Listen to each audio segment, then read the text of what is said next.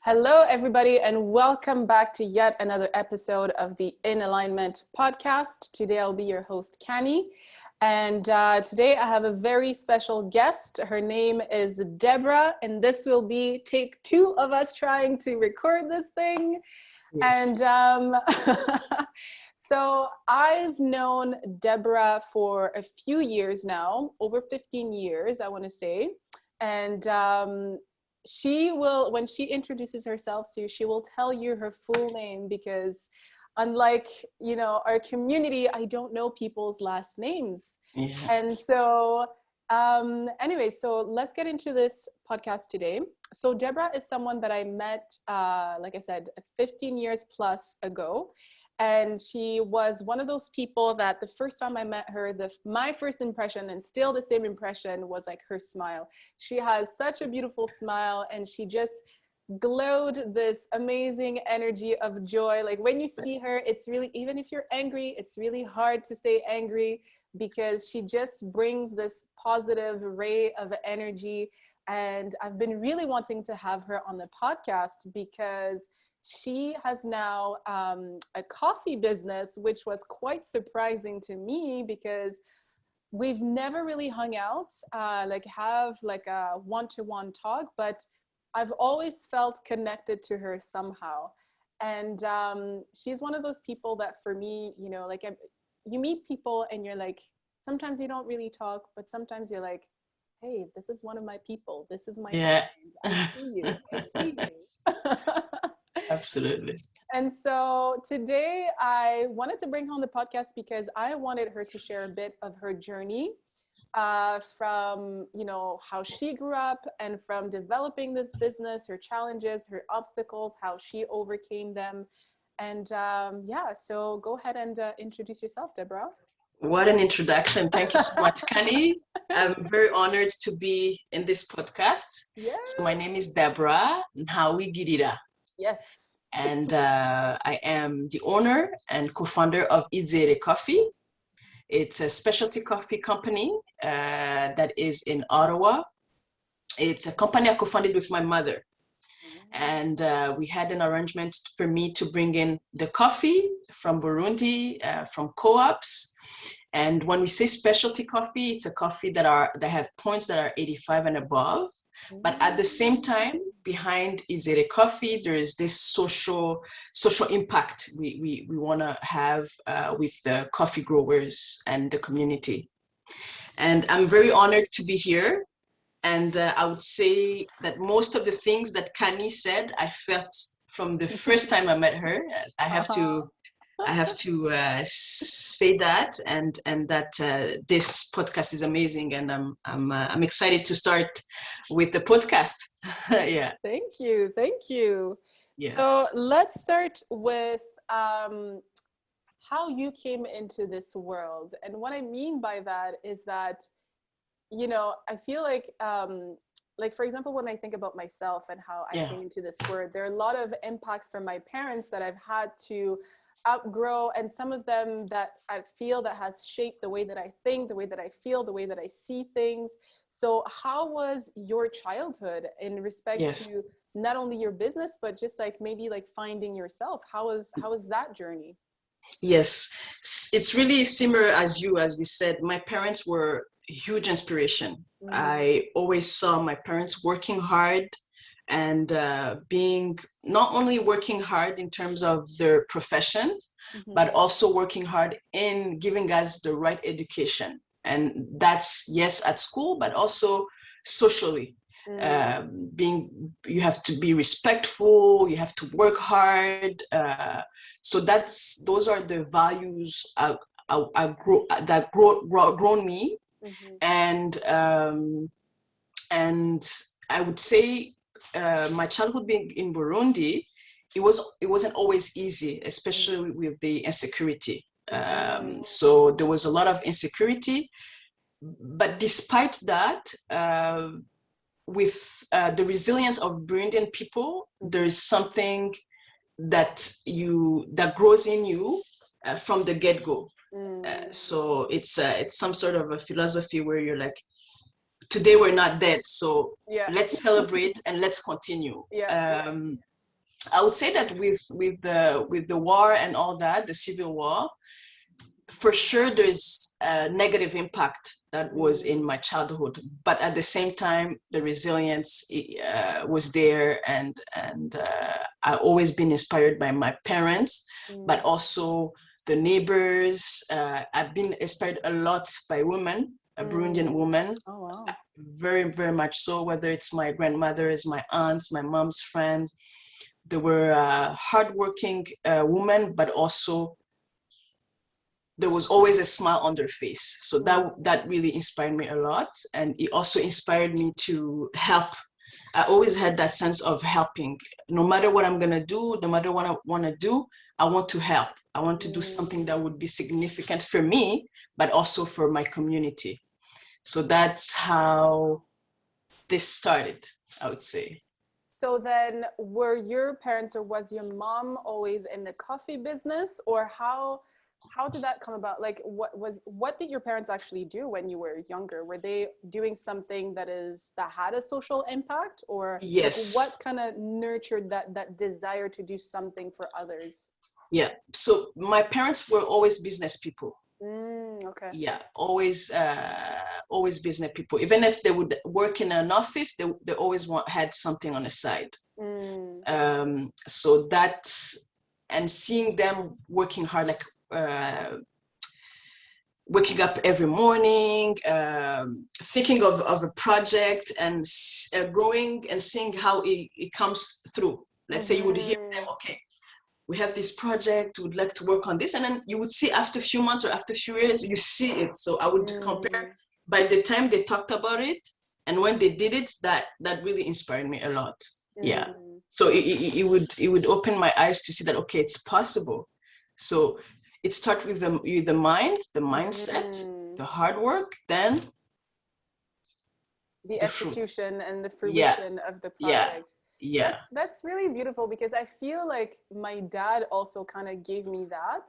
Yes. Because so as you might know, my dad is an artist, but for the audience, maybe you guys don't know, but my dad is an artist, but he's also like he's a visionary, and he's a business person, and he's a very social person, to the point that, you know, sometimes my mom and my brother, they joke around and they're like, oh my God, you're so much like your father. And I don't see that. Like, I don't see my dad as being a social person, because he's like on another level, you know?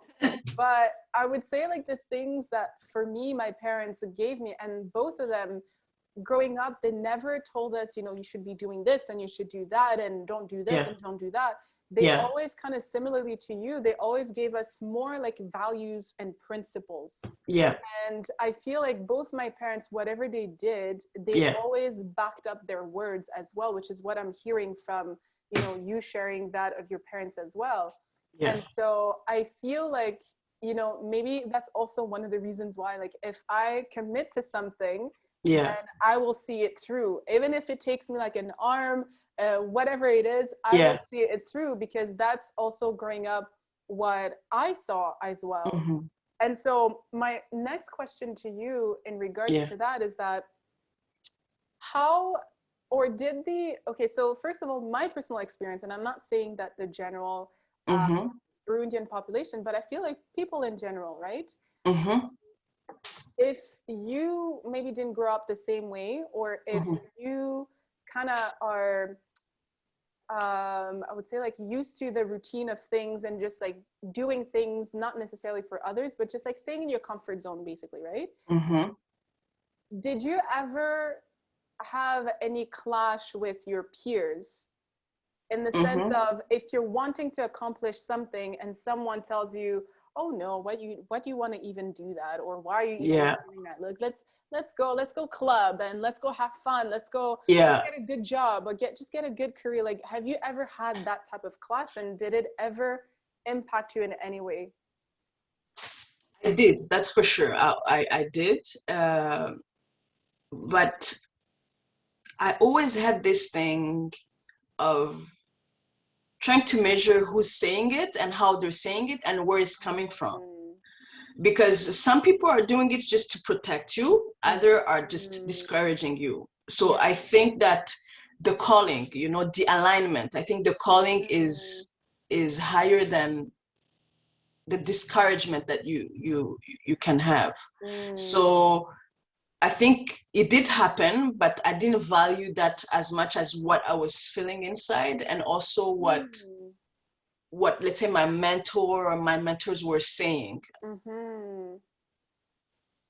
But I would, because it's always good to listen to people, right? Sure. I find it very important, but you have to measure, where is this person coming from? And you know, and some of the points are right, but they're not necessarily going to stop me in doing what I'm supposed to do.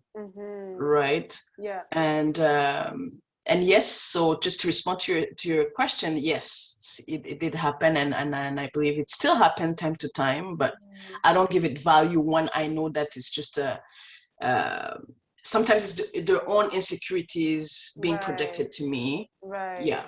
But when it's something that makes sense, I like to think about it and perhaps see if there is another way of doing things. Yeah. So have you always had that inner knowing? Because I feel like when I hear you talk, it's almost like you've always been intuitive and kind of listened to yourself in a way. I've always been spiritual, very much so, and that helps. Very much so. Yeah, very prayers were always very important for me from a young age, and that's on a personal side, right? That helped me a lot. In even if it's not about the business, it helps me a lot. It helps me. You can call it prayers, meditation, things like that. That helps me a lot, because sometimes you can feel that things are right, things are wrong, or even if I take the wrong path, it's for me to it's for me to be able to see some things or to learn more. I think that's the foundation. I really agree with that, because like, even for me, I feel like, you know, for me personally, I don't go to church, I don't pray like that, I meditate, but I feel like, you know, whatever your practice look like, it's really important to have a spiritual practice, because there's so many distractions and there's so many things that come at you at all times. And if you don't have something that grounds your being, that reminds you who you are in a sense, or that connects you to your heart and to your creator, it's really hard. I feel like it's really hard to navigate. And then you end up, you know, just kind of becoming almost like a zombie and just like, you know, doing nothing basically. Absolutely. Yeah. So that's interesting. I don't think I've ever known you to be spiritual. Not that I didn't think that you are, but I didn't know that side of you, which kind of makes sense actually now. Okay. I think some, in general, I hear that a lot, but I think that's a personal relationship in general that you have with the Almighty, but also people that are close to me knows it, like very close, like my sisters, my friends, my girlfriend, my parents, they know it, you know. Because we see each other a lot or talk to each other a lot. But if you see me outside, I don't think you that would not be the first thing. It's not easy to see. So what do you say what do you feel has been your biggest challenges in life, and what has kept you going? Like, why did you wake up and decided to, you know, I'm still going to move forward in life. I'm going to change, or I'm going to do this differently. What is it for you? What's your grounding voice or energy? What is my grounding voice? Again, it's prayers. It's the inspiration. That is my grounding voice, but also the human form of inspiration as well. Whether it's my mother, my dad, or even like spiritual guidance that we have, entrepreneurs. Like I always go look for people that have a bit more knowledge and more experience, and also even some young kids can inspire you, can teach you, Definitely, So definitely. the right people that are around me do inspire me a lot, Yeah. but also my connection helps me a lot. And time to time, I inspire myself too, right? For Sometimes sure. we have this force that we haven't explored. I had to explore it as well. So Yeah. there's something within us that we have to go find and Yep. and respect, right? Yep.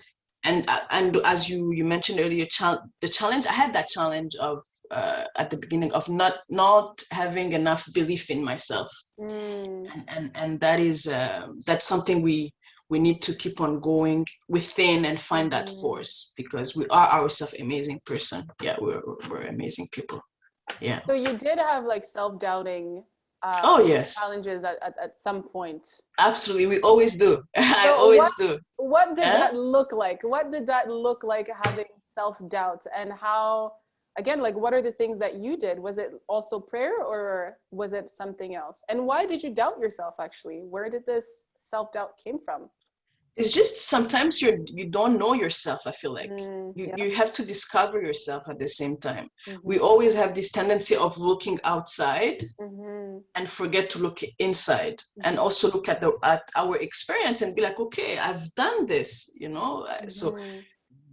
that did inspire me. But also, again, I'll always go back to spiritually, like spiritual guidances that tell you, like, go look within, go look that force, also value yourself as well. Mm-hmm. And how challenging was it? It would block me on doing some stuff, like it would stop me from doing some stuff, or even let's say right before a presentation, right before like a huge decision, there's always that doubt. But we have to fight and say, no, I can do it. Even if Right. it's not successful, at least I tried. Mm-hmm. So it's almost like a physical workout. Yeah. You have to push. Push. Yeah. Yeah, Yeah. you gotta push. I agree. That's also like a very valuable experience that my dad taught me. Uh-huh. And that I also saw with my mom. Like with my mom, I don't think that we've ever actually had these type of conversation of, like it's okay to fail, and if you fail, just like push through. But Yeah. I've seen her, try things with the thoughts and maybe the vision of something, and then she would go for something, and then in the end it wouldn't turn out the way that she had anticipated it, or the way she had envisioned it. But Yeah. then she'd be like, oh, okay, well, next, like Yeah. it's nothing. But and Yeah. to me it was really amazing, because I was like, man, you just spent like this whole time Yeah. giving everything you had to this thing, and then you Yeah. brush it off like it's nothing. Yeah. Yeah. It's the And resilience of exactly, the Burundian woman, as I resilience. said again. Yeah. Yeah, The yeah. resilience. Yeah. I haven't had any, like, I don't have a lot of Burundian women I guess I looked, or Up to. yeah, I looked up to, aside from my Mm-hmm. mom. And even my mom, I don't think that I was consciously looking up to her. Mm-hmm. Um, but I would say women in general, really, to be yeah, honest I with you. think I think it's Yeah. a force that women definitely Yes. have in general. Yes, we Yeah, do. yeah. We do have that. Yeah. And so coming back to, let's say, maybe in your early 20s, when, at the time where I've known you, Yeah. so did you always had in your heart or in your mind this want to go specifically into specialty coffee? And I would like for you to also maybe explain a little bit what Yeah. specialty coffee is, because Yeah. I thought there was like the coffee business, and now Yeah. specialty coffee. So I Yeah. don't know what that exactly means. Yes. And or is it something that kind of came, like, how did you even think about that, and how did you wake up one day and you're like, you know what, let me give this a try? Yeah. I think we even met before my 20s. I think we were in our teens. Probably. Yeah. Yeah, close to 20s. Yeah. Yeah, probably. Yeah. Yeah. So when I got here in Canada in my teens, so that's 17 years old, 18 years old, Wow. when I got here, I always wanted to create something that would link both Burundi and Canada. always wanted to create something, whether it's a service or a product that would link both countries. Interesting. You came here with that in mind?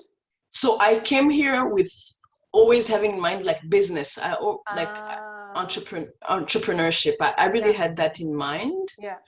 And that idea started to grow slowly but surely, high school, starting university and things like that. And my mom at that point, being in close to those years, being in a coffee field, she was like, you know what, why don't you try coffee? So she was already in the coffee. Yes, she had been in the industry. And when she said coffee, something, there was like a light bulb, because I would see everywhere people with coffee cups here in Canada. Like, I was like, okay. And I remember that in high school, also back in Burundi, because I did my first years of high school in Burundi, we had this professor that was talking about the coffee industry, like the coffee plantations, the coffee industry in Burundi, how our coffee was amazing. And that too rang a bell. And I was like, you know what? Yes. And she suggested for me to go to Burundi and actually experience it, see it for myself, you know? And when I went there, I did work there for a few months in a coffee industry. And when I went and met the coffee growers, I took my decision. That was my decision. They inspired me so much. I was like, okay, there's much that can be done. And these people, I'd like to see how I can represent them as much as I can, you know? And that's how we started. Yes. Wow. Yeah. So, so explain a little bit what's the difference between being in the coffee business and being in the specialty coffee business. Well, specialty coffee business is coffee business, right? That's general. It's just that a bit like wine, there's a grade. There's like a high quality coffee. Right. So I like to give an example of wine, but because people have the tendency to know that wine, like there's a testing of wine. Right. They call it cupping. And when they do a cupping of coffee, they give it notes, and overall notes, like the acidity, the like the flavors note. Yeah. So when it's above 85, it's like so like 85 out of 100, so 85. It's called a specialty coffee. It's like high quality coffee. It's a high quality. Yeah. It's a technical term in a coffee industry. Yeah. Interesting. Yeah. Well, I'll definitely have to try. I'm not a coffee drinker, but I'm definitely a snob when it comes to coffee drinking. Exactly. I really like high quality that rings like, you know, good sounds in my ears. Absolutely. And so what I wanted to also ask is, what is your definition of being in alignment? What does that mean? What does that feel to you? And how do you see yourself in respect to that definition? First of all, I would recommend people to really listen to your podcast, because you really talk a lot about that. And I think it's very important. And it's very important for people right now to be sure that they're in an alignment. For me, an alignment is being connected to yourself and being connected to the creator at the same time, which helps you to be connected with the people and the environment. Definitely. For me, that's what it means. And I think we all have a vibration that we share. There's a vibration, and that positive vibration is what nurtures everything, whether it's us, whether it's the tree, the flowers, everything. And being aligned with all these things, for me, that's what represents in alignment, being in alignment with yourself, with the creator, with the environment, with the people, because we're all one. Yeah, definitely. Yeah, in a positive way. Yeah. So do you feel like you are in alignment with your higher self or with your source of creation? I am. I believe I am, but there's room for improvement. I'd like to be more aligned. So I'm learning. I'm a student. Yeah. I think, you know, I can completely relate to that, because even for me, my journey, I think at some point I was like, when you start understanding this whole meditation thing or whatever practice, then it's going to be like smooth ride and you don't have to do anything else. You can just kind of smooth the ride of life. And it's like, no. It's an ongoing process. It is ongoing. You really have to be almost like a child, like explore and have that sense of curiosity, which I think is something that a lot of entrepreneurs share, like real entrepreneurs, because you like you said, you kind of have like a vision if you're in your mind, and you almost have like an intention or a calling or something in your heart that's like moving you, and it's like, hey, maybe try this makes sense to you, and this is how you can serve humanity, or this is how you can serve other people, not just yourself, right? And it feels good, right? And but it's like through different experiences in life, we learn how to bring about those visions, and sometimes it works, sometimes it doesn't, but you kind of have to, and that's why I think it's really important to nurture or to cultivate that energy that you have, or that connection you have with your creator, because it keeps reminding you, it's like, it's okay, just keep going. It's okay, just keep going, just be patient. There's more. Exactly. There is more, and there's always so much more than what you think there would be, Absolutely. It's amazing. It's awesome, to be honest. It's a really great journey. It's a really great journey. And I'm so, it actually, I feel very humbled that you're doing this, and I feel very proud of you, but I also feel very proud on behalf of Burundians or African or women or whatever you identify as. And I always say that to people because, I think that one of the hardest things that you can do is really face yourself, and overcome the things or the limiting belief systems that you have created in your life. And it's not an easy thing. And when someone does it and beyond that does something for others and to elevate others, it's like, I have such great respect for people like that, and I have such great respect for you. And I don't know where this whole journey will bring you, I'm not sure, but I really have like a vision of, I don't know, man, like for me, the highest thing that I can think of is people levitating. So I see you levitating, whatever that is. Say that again. What's the word again? Levitating, like you're just basically floating in the air. Thank you so much. I appreciate that. That's awesome. That's my vision. Yes. So is there anything that you would like to leave the audience with, whether it's like tips, encouragement, hope, or whatever it is? Yes. So first of all, it's as you said, investing in ourselves. We need to invest in ourselves. People need to invest in ourselves. And also there's so much resource out there with YouTube, with the internet. There's so much resource. Even if you feel like around you, there's not much support, search for it. Find time with it. Face yourself. It's very important. And the other thing is, if there's a calling you always felt, if there's something that you always heard, dreamed of, try to look for it. Do your research. Look at what you can do yourself, and then go find help if needed. There is help. This is I always say that this is a wonderful country. Like for people that are here, it's a wonderful country. And even for other countries, other people, for sure, there's always a light. Those are the two tips I would provide. And also listening to In Alignment. People need to, because the conversation that I haven't listened to all of them, but most of the ones that I listened to, they really helped me. And this is a great project, and I see it also in fruition, as you said, floating. I see you floating as well. That's my goal in life. Yes, and one last thing, just so Izere Coffee, you'll find Izere, so Izere. We have www.izerecoffee.com. You can order our coffee from there. If you're in Ottawa, you can email us at info@izerecoffee.com. I can send you all the details on where you can find the coffee. Amazing stores, awesome people in those stores. Wow. And just keep smiling, keep pushing. Everything's gonna be all right.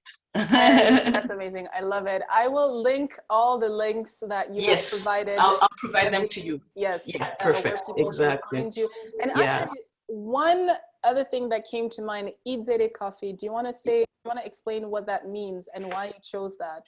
Yes, so it's around these topics basically. So Izere means, as you know, is have faith, believe in Mm, Kirundi, right? mm, We all need that in entrepreneurship yeah. because business starts in a mind, Mhm. and also Izere for me, it's my spiritual journey, all the blessings I've had because of that, of faith, of believing, of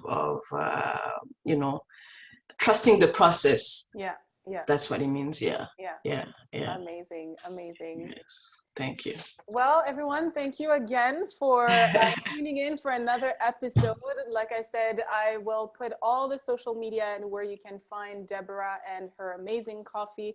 Actually, I will be coming soon to Ottawa and I'm going to taste that coffee, and I hope I can post that on our IG as well. Fantastic. Again, thank you so much for all your support, your ongoing support, whether it's on YouTube, on Apple Podcasts, on Spotify, wherever you're listening to us.